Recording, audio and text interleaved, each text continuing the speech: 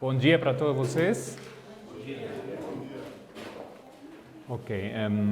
Antes de começar com a lógica do número 4 na profecia, precisamos estabelecer um outro detalhe dessa história, que também vai servir para todos os outros palestrantes. E estou colocando aqui isso.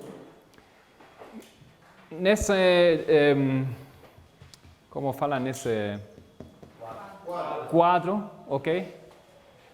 Vocês têm a história dos 7 últimos reis da história de Judá. O Manassés foi o rei sétimo último, não sei como vocês dizem em português. O sétimo dos últimos. Tem aqui sexto, quinto, quarto, o terceiro.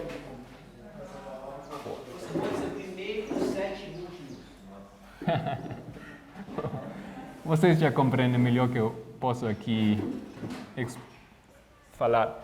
Ezequias foi o último rei na história, o último rei que existia na história. Nunca mais tinha eles um rei nesse reino do Judá. Estamos falando aqui da história do Judá.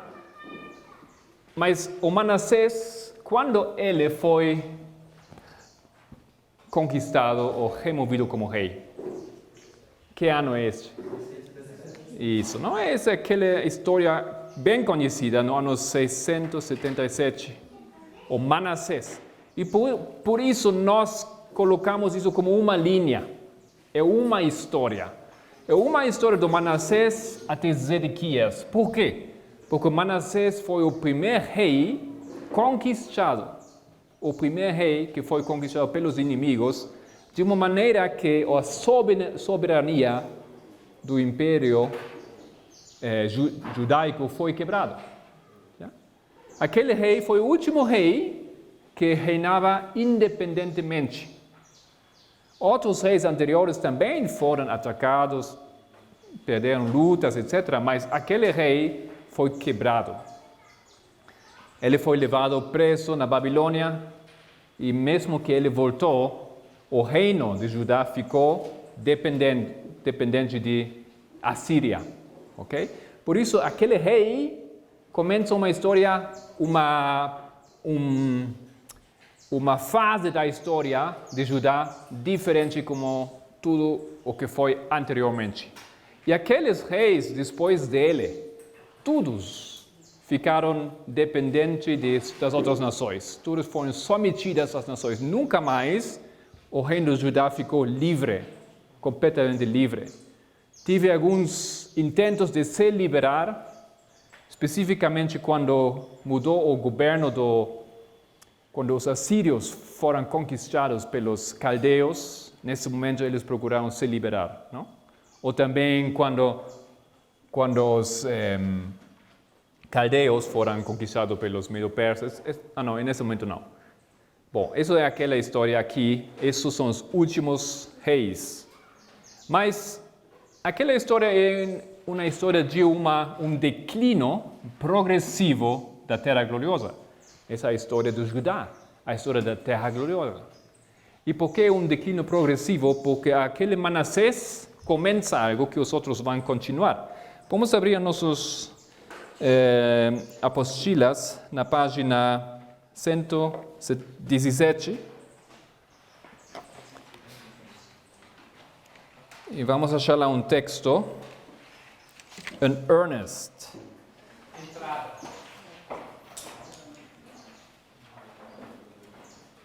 Não compreendi. Como seria? Entrada. Entrada. Ok. Entrada. Fala assim. Aquele texto é de Profetas e Reis, página 382. É a seguinte: fielmente os profetas continuaram suas advertências e exortações. Destemerosamente falaram a Manassés e a seu povo, mas as mensagens foram desprezadas. A transviada Judá não queria dar ouvidos. Como amostra do que poderia amostra, essa é aquela palavra. Aqui em inglês fala an earnest. Ou também pode ser uma entrada, não? Como uma entrada como uma amostra do que poderia sobrevir ao povo se este continuasse impenitente. O Senhor permitiu que seu rei fosse capturado por um bando de soldados assírios, os quais o amarraram com cadeias e o levaram à Babilônia. Okay? Ele foi uma entrada, foi uma amostra do que iria vir sobre todos aqueles outros reis depois. Dessa maneira, ele começa uma fase diferente, a fase final da história de Judá. Não, temos muitas coisas aqui e eu acho que o que eu vou procurar fazer simplesmente agora é fazer um laço com aquela história, com a história dos 7 trovões, na história milerita e nossa história, ok? A ideia é fazer uma conexão aqui. Tem muitos detalhes e os outros palestrantes seguramente vão falar de muitos outros detalhes dessa história aqui.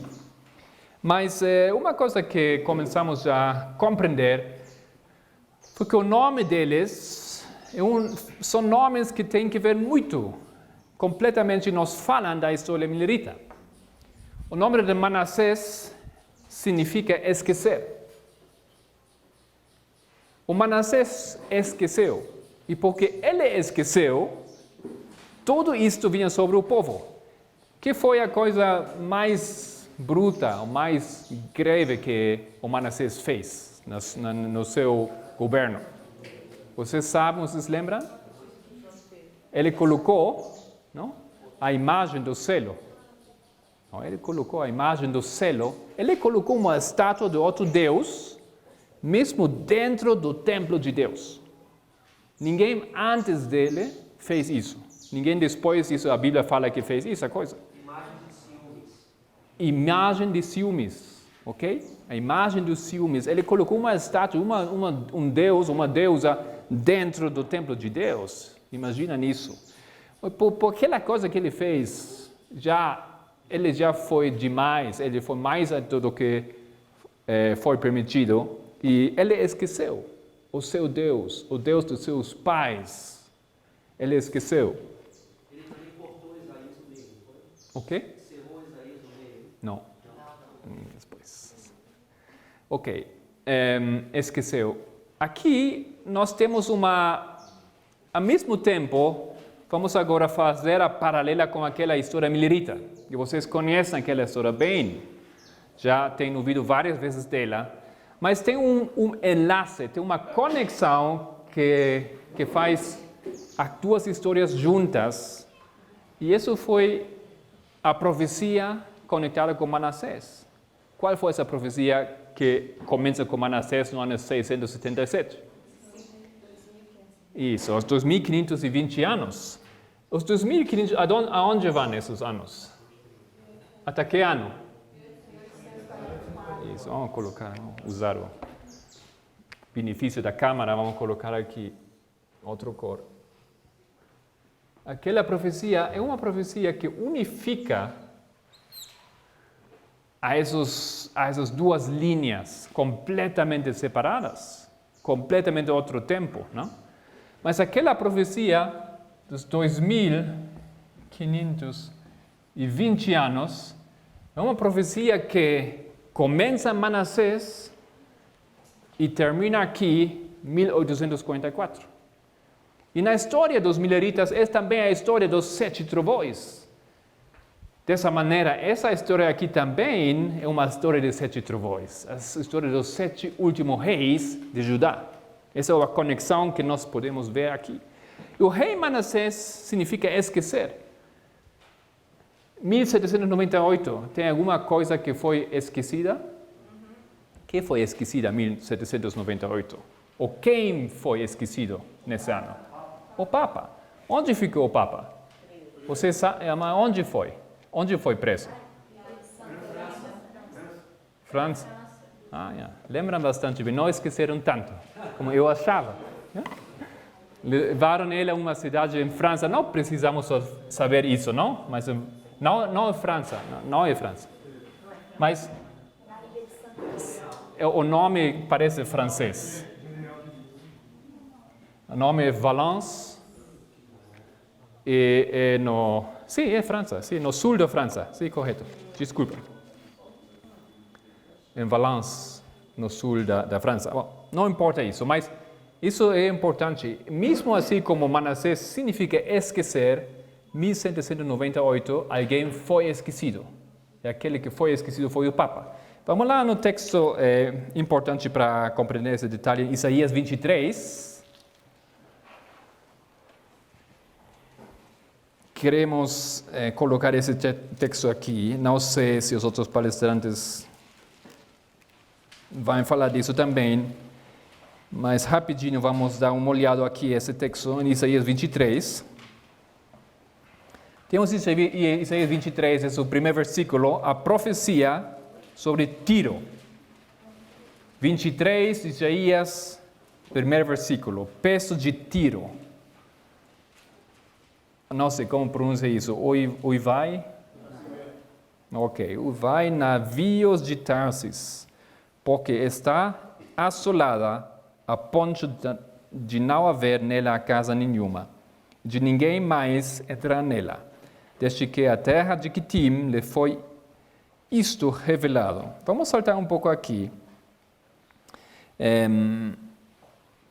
ao versículo 7. É esta, porventura, a vossa cidade exultante, cuja origem é dos dias antigos, cujos pés a levaram para longe a peregrinar? Quem formou este desígnio contra Tiro, distribuidora de coroas, cujos mercadores são príncipes e cujos negociantes são os mais nobres da terra? Tiro é quê? Tiro é uma cidade. Yeah? Mas cidades em profecia significam quê? Estados, reinos, ok? Então não é somente uma cidade, simboliza um reino. Yeah? Mas aquele reino é especial, vamos compreender, vocês já sabem que simboliza Tiro, mas ela, entre outras coisas, ela é distribuidora de coroas, interessante isso, vamos voltar a isso. Mas ela também tem uma relação com os mercaderes, como os navios de Quitim. Navios de Quitim é um símbolo para a economia, para a potência econômica do mundo. Versículo 9. O Senhor dos Exércitos formou este desígnio para denegrir a soberba de toda a glória e envilecer os mais nobres da terra. Então, temos aqui que Deus vai fazer com Tiro. E a coisa que vai fazer é por causa da soberba desse povo e de todos os outros que estão relacionados com ela. Ele vai quebrantar, como ele quebrantou outros reinos e imperadores por a sua soberbia. Versículo 10. Passa como Nilo pela tua terra, ó filha de Tarsis, já não há quem te restrinja. Versículo 11. Ele estendeu a sua mão sobre o mar e turbou os reinos. O Senhor deu ordens contra Canaã para que se destruíssem as suas fortalezas. E disse, nunca mais exultarás de alegria, ó oprimida virgem, filha de Sidom, levanta-te, passa a Quitim, e ainda ali não terás descanso. 13. Vede a terra dos caldeus, ainda este povo não era povo. A Síria afundou para os que moravam no deserto, levantaram as suas fortalezas e edificaram os seus palácios, porém converteu-a em ruína. E quem vai para a terra dos caldeus? Aqui. Quem vai para lá? Tiro. Yeah? Tiro, vamos compreender, vocês compreendem já que é um símbolo para Roma papal. A Roma papal vai para Babilônia, vai para a terra dos caldeus. A terra dos caldeus é o Estado, não é assim? Eles fazem aliança com o Estado. A igreja que Tiro faz aliança com o Estado. Ela também coloca coroas. Assim foi por 1260 anos que a Igreja Católica colocou reis em seu lugar. Ela foi a única que tinha o direito de colocar reis dentro do sua área de influência, ok? Mas acontece algo aqui na história, que o Senhor vai levantar a sua mão e Ele vai quebrar o poder desse povo ou dessa nação. Versículo 14. Uivai, navios de Tarsis, porque está destruída a vossa fortaleza. Claro, nós que agora sempre pensamos de uma maneira dupla, que sabemos que quase todos os textos se referem a duas histórias, a história milerista e a história de nós. Isso aqui também é 11 de setembro, o momento quando o quebramento dos navios da economia começou. Um processo que começou em 11 de setembro e que tem depois se fez cada vez mais grave. Mas isso aqui também fala disso. Versículo 15. Naquele dia, Tiro será posto em esquecimento.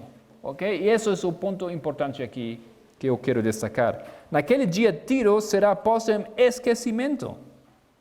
Todo mundo esqueceu Tiro por 70 anos. Que são 70 anos?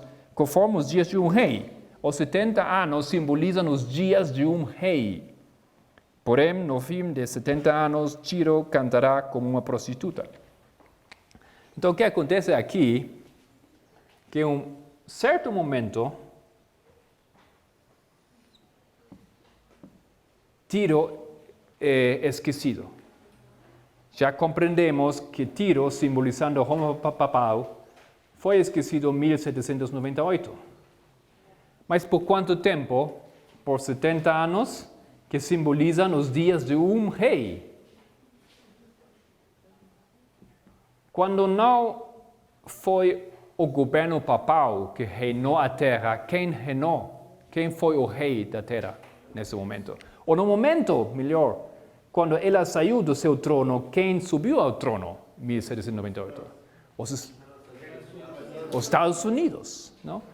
Acho que já um tempo atrás estudamos Apocalipse 17, a história dos 7 reis. Lembram isso? E tem um rei, o 5º rei que tem que sair, que é quebrantado, e tem outro rei, o 6º, os Estados Unidos, que vai subir no trono. Mas aquele rei, o 5º, Roma papal, volta.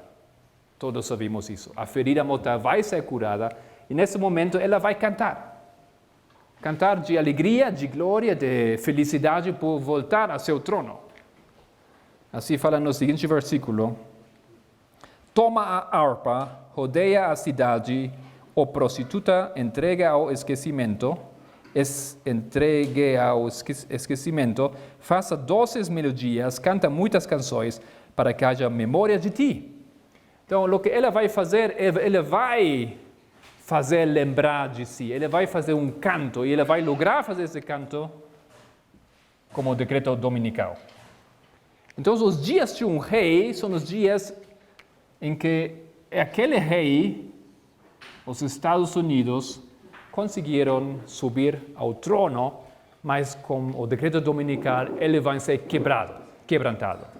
E ele já não vai ser mais rei, ele vai formar parte logo dos 10 chifres. Yeah? Ok? E vai ser substituído por aquele poder da Roma papal que foi esquecido. E acho que isso é muito claro aqui quando a Bíblia fala que o que canta, aquela que foi esquecida foi a prostituta. E a prostituta é aquela grande prostituta, Apocalipse 17. Isso é aqui o enlace que a Bíblia faz. Aquele rei, um reino durante um tempo, alguém foi esquecido, outro poder reina e a prostituta volta. Versículo 17. Porque será no fim de 70 anos que o Senhor visitará Tiro e ela tornará a sua ganância de prostituta e prostituir-se-á com todos os reinos sobre a face da terra. Sabemos muito bem esse detalhe, que aqui no decreto dominical ela vai conseguir novamente de governar sobre todos os reinos. Eles vão tornar-se a ela, ele vai cantar, novamente vai governar.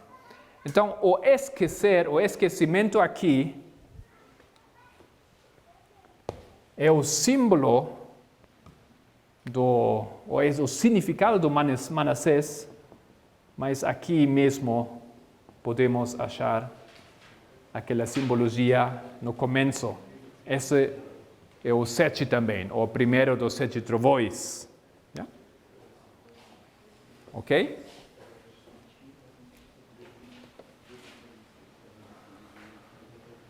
Acho que a maneira de compreender profecia é uma maneira onde a nossa mente vai, com a ajuda de Deus, de uma maneira, poderia dizer, elevada, a outra lógica, outra maneira de raciocínio. Porque ele é número 7, esse aqui não é o número 7, mas ele é o primeiro dos 7 trovões, ok? Não tem que ser 7 aqui também, é o primeiro. Primeiro, segundo, terceiro, quarto, quinto, sexto, sétimo. Não tem nenhum problema que assim seja. Bom, o seguinte rei, depois de Manassés, vocês lembram que ele voltou, ele poderia governar mais um pouquinho lá em Judá, mas depois dele vem Amon. O significado do Amon é arquiteto, o maior, o líder dos construtores, arquiteto. É interessante que o que acontece aqui nessa história dos mileritas, em 1798, no mesmo momento, a mensagem do primeiro anjo chega. Mas a mensagem do primeiro anjo é Cristo mesmo. Ele mesmo dá aquela mensagem. Dessa maneira, isso aqui não é uma cronologia. Yeah? Não é uma cronologia. Aqui não falamos do outro ano. Isso também começa em 1798 aqui. Se vocês quiserem, gostariam de colocar um número, uma data. Yeah? Começa aqui Cristo. Como a profecia, como compreendemos em profecia, símbolos podem ter mais de um significado. Ok? Então, Manassés é 1798, Amon é o arquiteto, mas o arquiteto é Cristo. Cristo é aquele que construi, que forma aquele movimento milerita que começou no mesmo momento.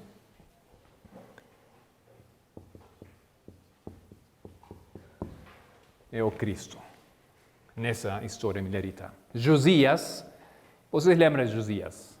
Nós gostamos de lembrar de Josias porque ele foi o bom rei. Ele lembrou o que foi esquecido. Descobriu o rolo. Foi descoberto o rolo no templo. Ele fez destruir a todas as imagens dos outros deuses. E o seu nome significa fundação. Fundação. Yeah?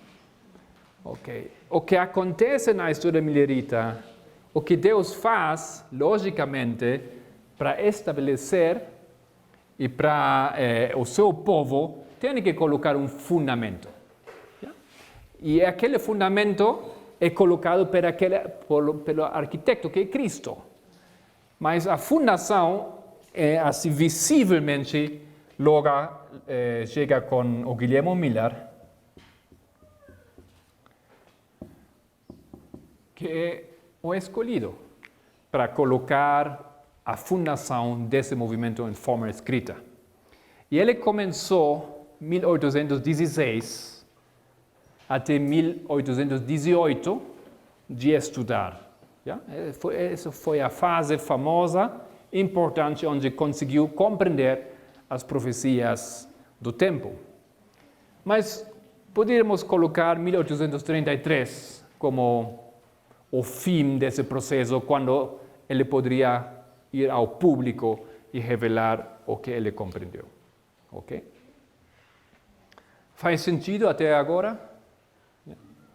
Pode ver a relação. Os nomes simplesmente representam os processos do movimento milerita. O seguinte rei, Jeoacás, significa segurar ou cerrar. Cercar, isso.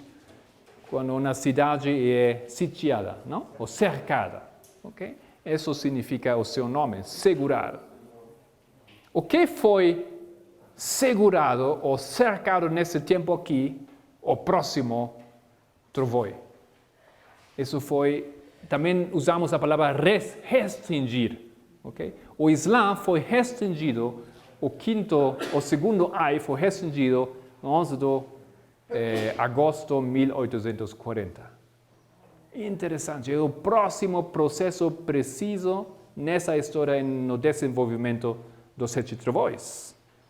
Segurar, cercar, o que Deus fala, Ele segura aquele poder, Ele cerca aquele poder, controla aquele poder. Já? Ok? Alguma pergunta? Cercar. Yeah. Jeoaquim, o seguinte rei.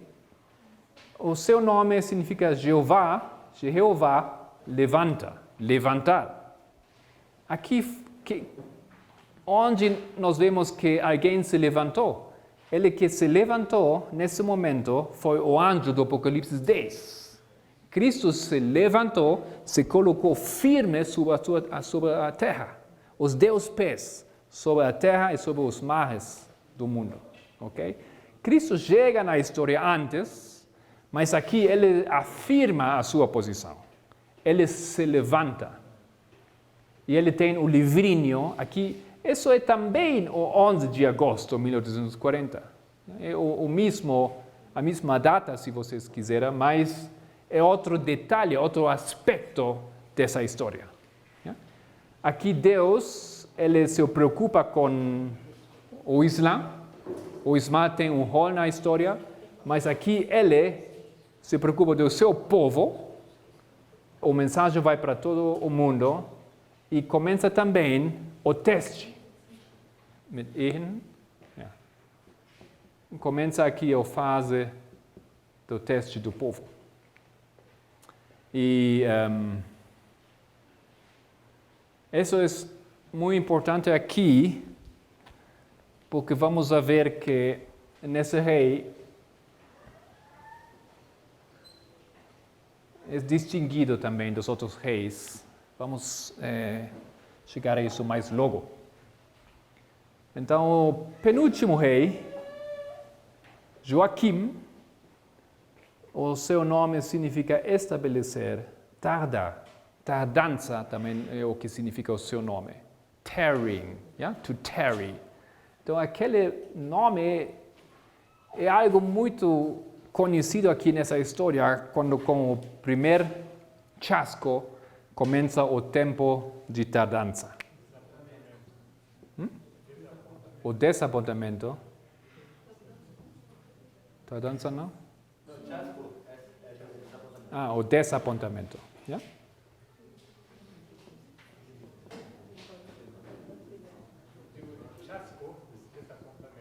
Yeah?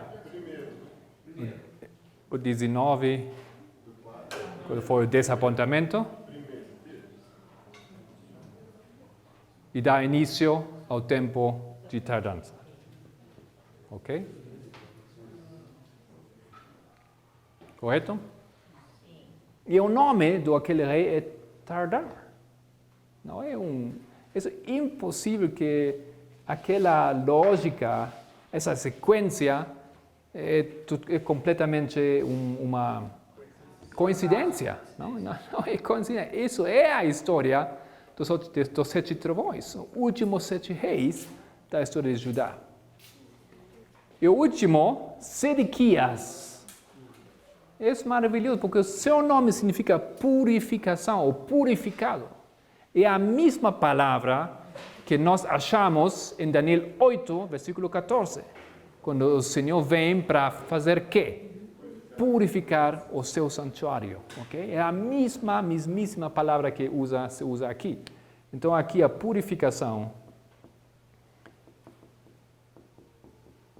do santuário do 22 de outubro de 1844. Dizemos que isso aqui é a história progressiva da Terra Gloriosa, o declínio progressivo, mas isso aqui também. Isso também é a história do declínio progressivo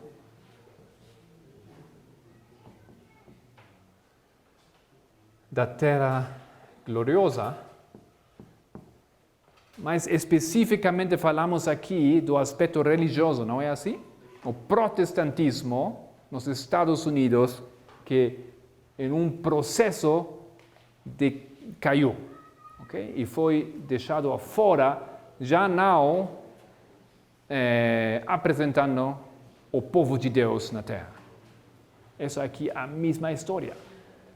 E aquela história é aquela história da Terra Gloriosa. Quantos chifres tem a Terra Gloriosa? Tinha a Terra Gloriosa. 2. Por que 2 chifres? Os 2 povos, Judá e Benjamim. Okay? Então temos aqui 2 chifres. Manassés é o rei dos 2 chifres.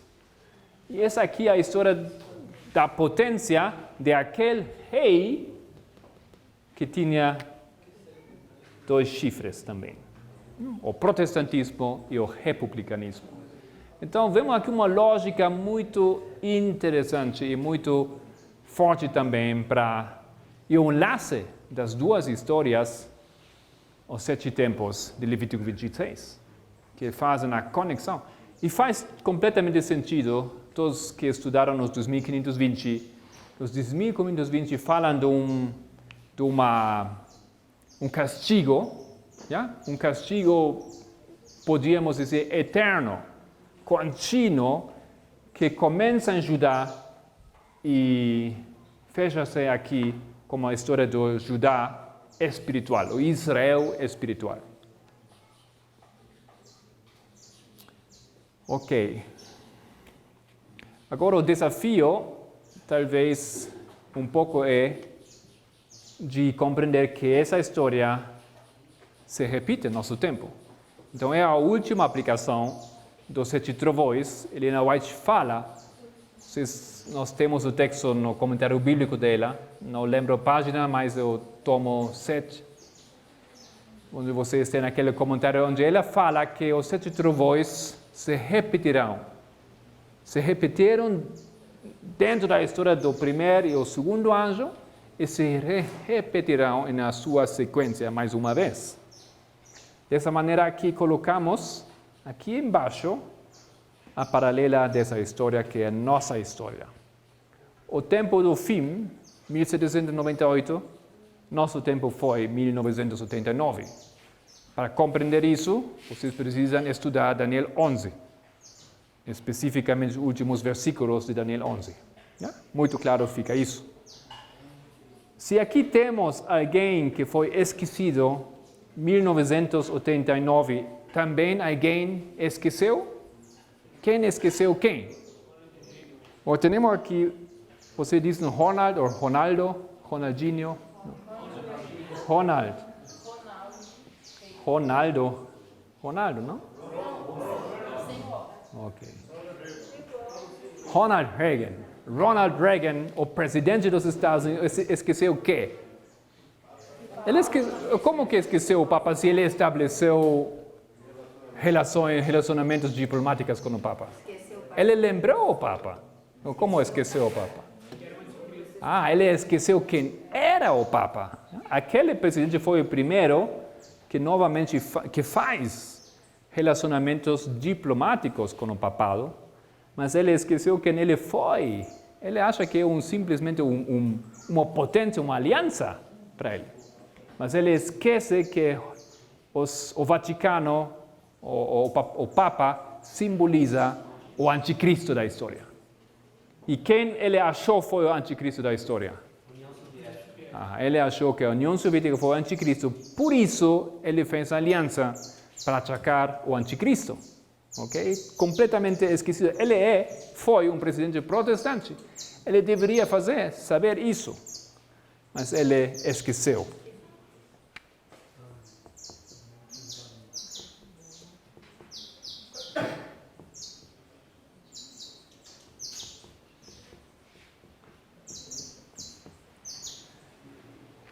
Igual como na história dos mileritas, aqui nessa história, o que acontece no mesmo momento que chega a primeira mensagem. A primeira mensagem chega, mas ainda não recebeu poder. Vai receber poder logo. Então aqui também, Cristo é a seguinte coisa que chega ao mesmo tempo que o arquiteto nessa história que aparece também, logicamente, é também Cristo. O arquiteto do movimento que vai despertar as virgens, que vai preparar ao povo. Acho que é isso aqui. Isso não dá para ver?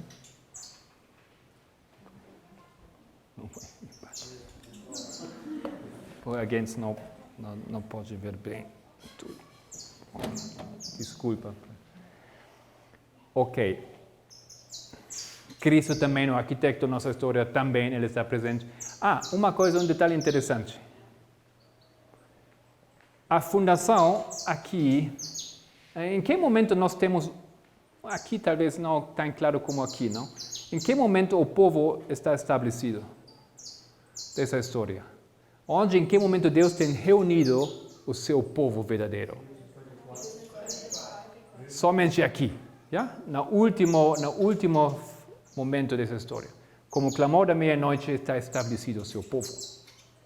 Mas a fundação já é colocada aqui antes desse momento, ou seja, fora do povo estabelecido como seu povo.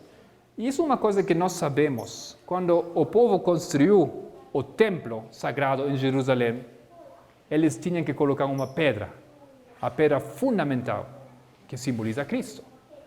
Mas aquela pedra, onde eles cortaram aquela pedra? Onde? Fora de Jerusalém. Por quê? Qual foi o raciocínio, qual foi a lógica porque o povo deveria cortar a pedra fundamental do templo fora de Jerusalém? Claro, ele deveria, para não fazer trabalho dentro do templo.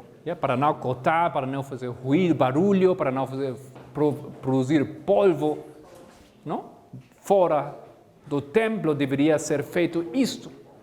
Dessa maneira aqui, Cristo fica fora do templo, quando ele é estabelecido, quando ele chega à pedra fundamental. Mas, claro, aquela pedra fundamental é colocada dentro aqui. Ok? Isso também é um detalhe interessante aqui. Cristo chega e ele produz, então, o movimento, ele coloca os fundamentos. E aqui em nossa história, os fundamentos foram colocados em 1996, justamente com a compreensão do Daniel 11, 40-45. A compreensão de Daniel 11, 40-45 é mais que somente a compreensão daqueles versículos. A compreensão desse detalhe significa que Deus começou a abrir o livro para o seu povo. A última parte da profecia que o povo não compreendia, agora ele dá o entendimento para o seu povo. Mas como nós poderíamos chegar ao entendimento disso? Somente voltando às cenas antigas. Somente basando-nos sobre as regras de Guilherme Miller. Somente assim. Então, dessa maneira, a revista que foi publicada nesse ano, O Tempo do Fim, que revela o significado disso, é mais que somente uma exégese teológica, uns versículos, não é isso. É toda uma demonstração de que nós temos que fundamentar-nos sobre os fundamentos que foram colocados aqui nesse tempo. 1996, o processo de compreensão aqui está avançando e se está mostrando uma paralela ao que aconteceu naquele tempo, formalizado é a mensagem. Vocês também poderiam colocar aqui a formalização da mensagem. O seguinte aqui, claro, já compreendemos isso muito bem. Alguém é restringido, alguém é segurado. Quem é segurado? O Islã. O segundo ai, 1840. O terceiro ai, em 2001, a paralela para essa história.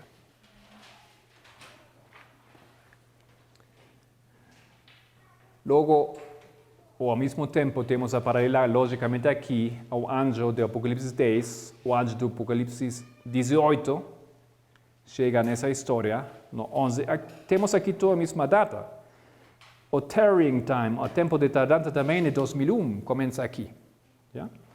Esses detalhes aqui, porque isto é o mesmo tempo, porque o tempo de tardança é o mesmo que 2001, isso é o enfoque, das coisas que Noel de Rosal vai apresentar nas suas palestras. Yeah? Ele vai tomar o tempo, passo por passo, de explicar por que isso acontece ao mesmo tempo. Porque isso é 2001 também, aqui. Começa o tempo de tardança. E lembram-se que fala em Review and Herald, aquele texto que fala sobre Nova York, não? Que o Senhor se levantar para espantar a terra. Aí fala claramente, em 2001, o que Deus fez, se levantou. Ele se levantou. Quando ele se levantou, ele sacudiu, ele espantou a terra.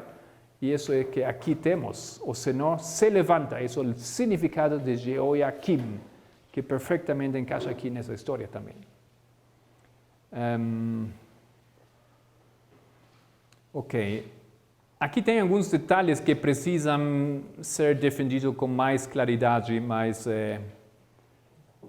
tem vários aspectos da história. Às vezes colocamos uma coisa assim, às vezes um pouco diferente. E o clamor de meia-noite é claramente o seguinte que tem que acontecer aqui nessa história, onde nós estamos justamente aqui antes disso.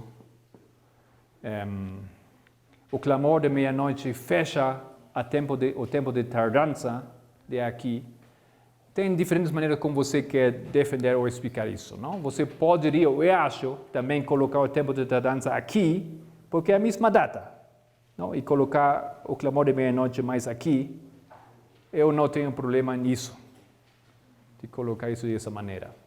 E fecha todo aquele processo com a purificação do povo de Deus na lei dominical, no decreto dominical. Isso então é a lógica dos 7 trovões relacionado com os 7 últimos reis.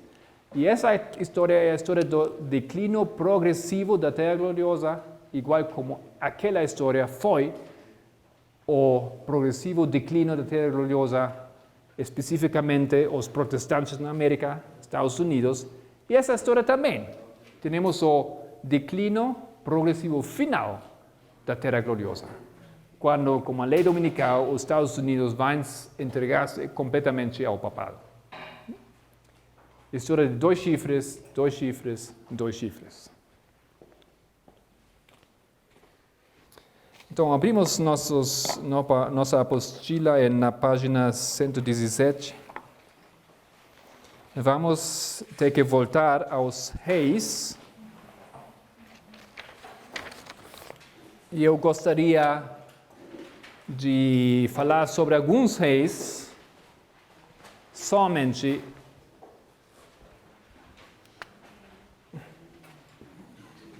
sobre o rei Manassés, sobre o rei Jehoiakim, sobre o rei Joaquim e sobre o último rei, Sedequias. Aqueles reis fazem algo assim como uma história diferente dentro da história dos últimos 7 reis.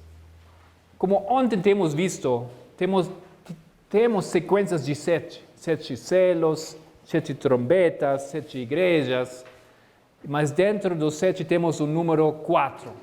Também nessa história temos o número 4 dentro dos 7 reis, mas não é tão simples como dentro das outras histórias. Aqui, o número 4 está aqui. O primeiro dos 4 é Manassés. O segundo não é Josias, não é Amon. Basicamente, fazemos um salto àquele rei, Jehoiakim, segundo, terceiro, 4. E já vamos defender e explicar por quê, ok? Acho que vamos precisar entrar na seguinte hora para defender e para explicar isto. Mas os 4 aqui estão colocados diferente, como nas outras histórias. Então, na página 117, temos aqui a história dos os 4 últimos reis. O primeiro é Manassés. Vamos ler primeiramente um pouco do Manassés, porque não todos sempre temos muito presente a história desses reis. Gostaria de destacar alguns detalhes. No 2 de Reis, capítulo 21, 2 de Reis 21.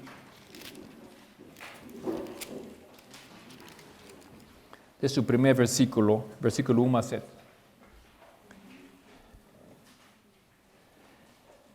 2 Reis 21, versículo 1.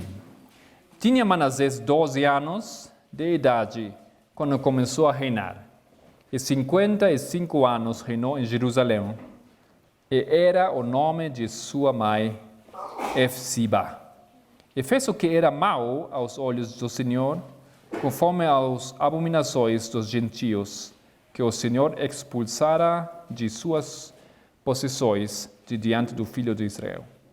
Porque tornou a edificar os altos que Ezequias, seu pai, tinha destruído, e levantou altares de Baal, e fez um bosque como o que fizera Acabe, rei de Israel.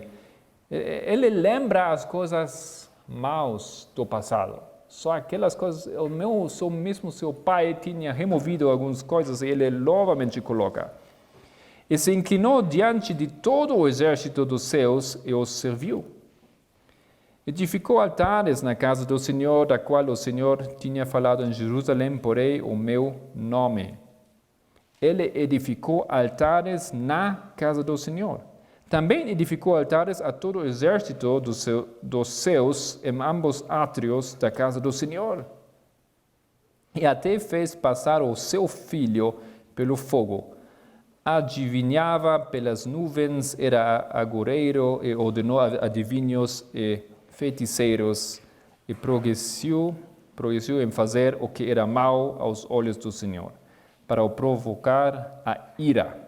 Também pôs uma imagem de escultura do bosque que tinha feito na casa de que o Senhor dizera a Davi e Salomão, seu filho, nesta casa e em Jerusalém, que escolhi de todas as tribos de Israel, porei o meu nome para sempre.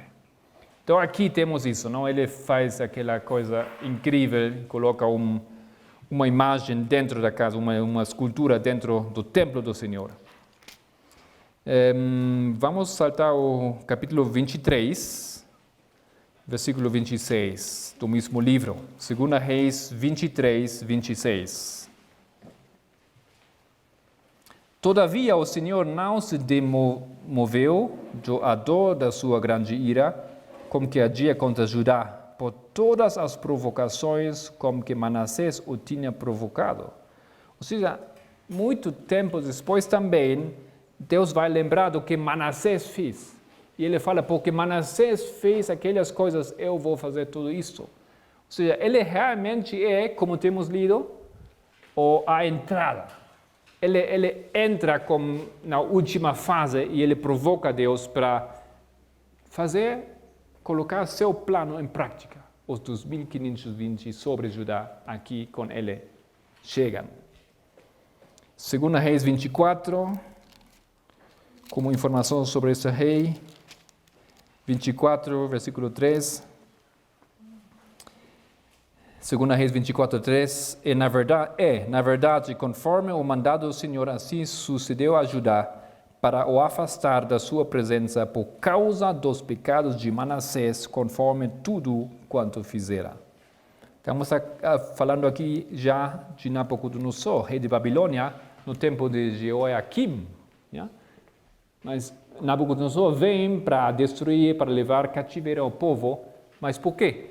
Por causa de Manassés. Ele é o que começa aquela história da caída do povo final.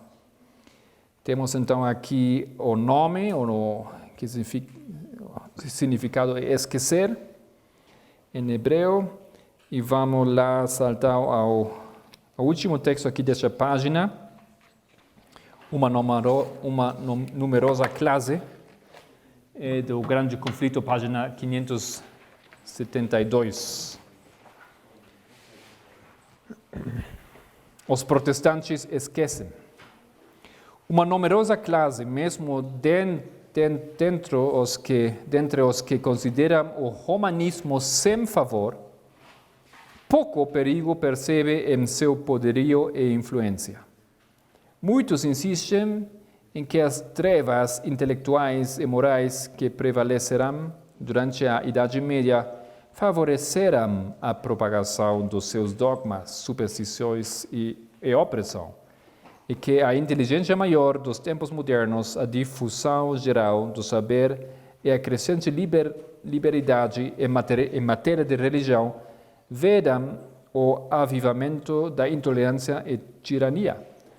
O próprio pensamento de que tal estado de coisas venha a existir nesta era esclarecida é ridiculizado. Ou seja, ninguém acha que isso vai acontecer agora, isso é coisa da Idade Média. É verdade que grande luz intelectual, moral e religiosa resplandece sobre essa geração. Das páginas abertas da Santa Palavra de Deus tem-se derramado luz do céu sobre o mundo. Mas cumpre lembrar que quanto maior a luz concedida, maiores as trevas dos que a pervertem ou rejeitam. Em um estudo da Escritura Sagrada, feito com oração, mostraria aos protestantes o verdadeiro caráter do papado.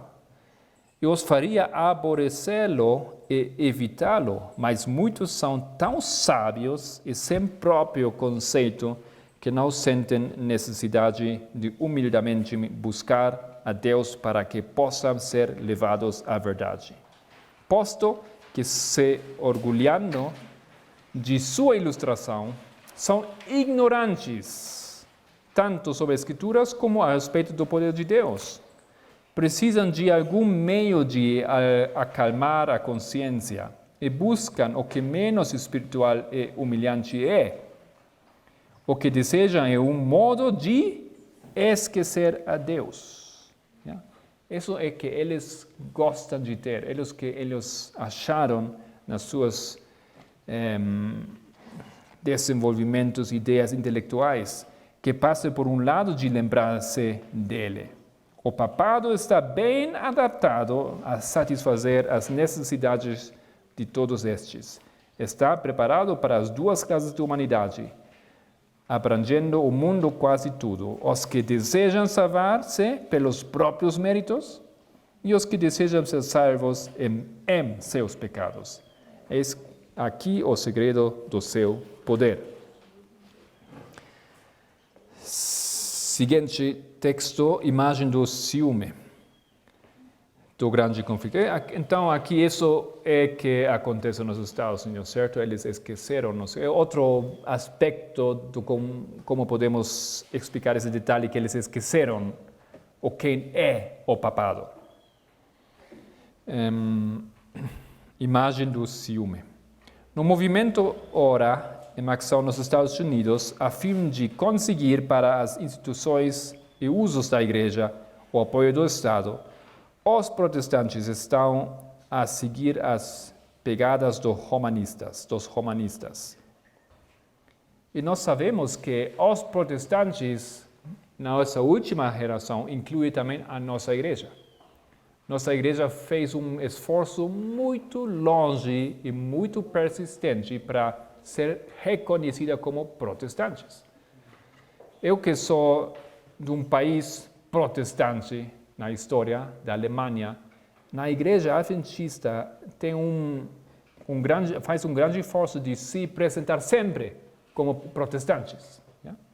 Eles quase completamente esquecem ou gostariam de esquecer aquela história. Eles, na Alemanha, falam que nós adventistas somos a continuação de Lutero. Eles não falam que somos a continuação ou vemos dos mileritas. Eles falam que somos a continuação de Martin Lutero. Saltando aquele pequeno detalhe, aquela história de vergonha que aconteceu lá nos Estados Unidos, nós simplesmente continuamos a história gloriosa do protestantismo. Okay? Isso é como a Igreja Adventista se apresenta lá, nas suas páginas web e em toda maneira que eles têm de se expressar. Então, aqui os protestantes são aqueles que adoptam técnicas dos romanistas. Na verdade, mais que isto, continuamos, estão abrindo a porta para o papado a fim de adquirir na América do Norte protestante a supremacia que perdeu no velho mundo. Aquela é a última história. Isso está acontecendo. E o que dá maior significado a este movimento é o fato de que o principal objeto visado é a obrigatoriedade da observância do domingo, prática que se originou com Roma e que ela alega como sinal de sua autoridade. E o espírito do papado, espírito de conformidade com os costumes mundanos, como a veneração das tradições humanas acima dos mandamentos de Deus, que está embebendo as igrejas protestantes e levando-as a fazer a mesma obra de exaltação do domingo, a qual antes delas fez o papado. Bom, Manassés, aquele rei que significa esquecer e que simboliza a entrada do que ia vir sobre o povo. Assim também nas outras histórias vimos isso.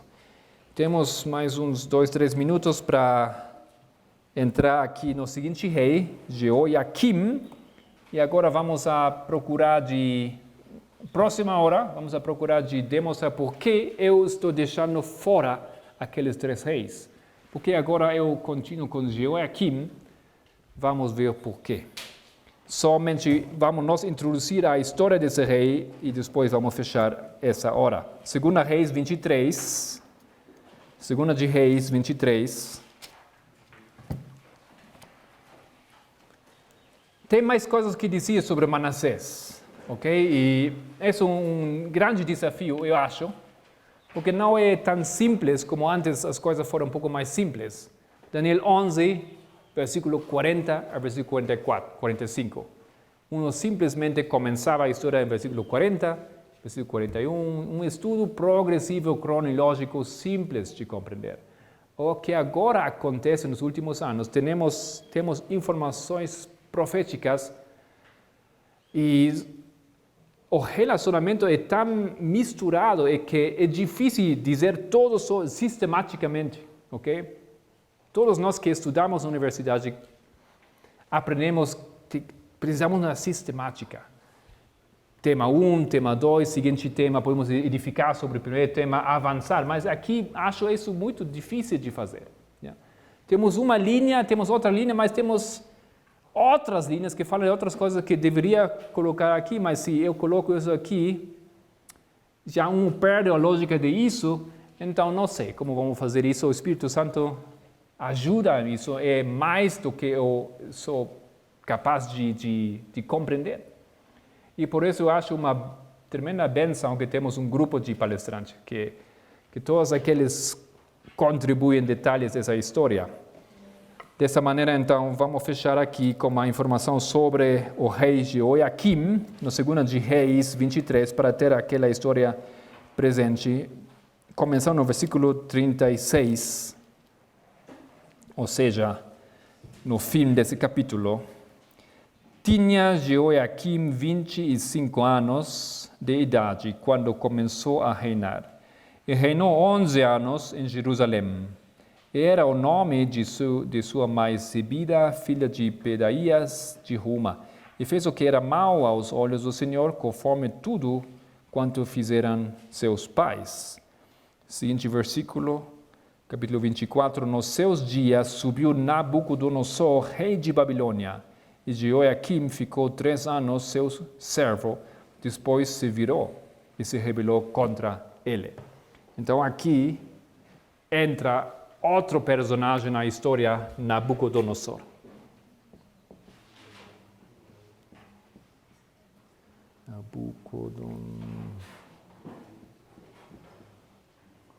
Ok? Aquele rei que entra na história vai nos ajudar porque fazemos aquele separação, elegendo esses 4 reis como número 4 na história dos últimos 7 reis. Vamos fechar aqui nossa apresentação e fazemos uma oração para finalizar.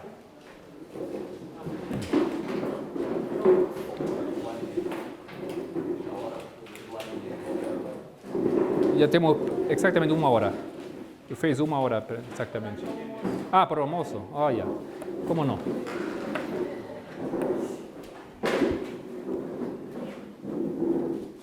Nosso querido Deus, graças por poder avançar aqui em nossos estudos.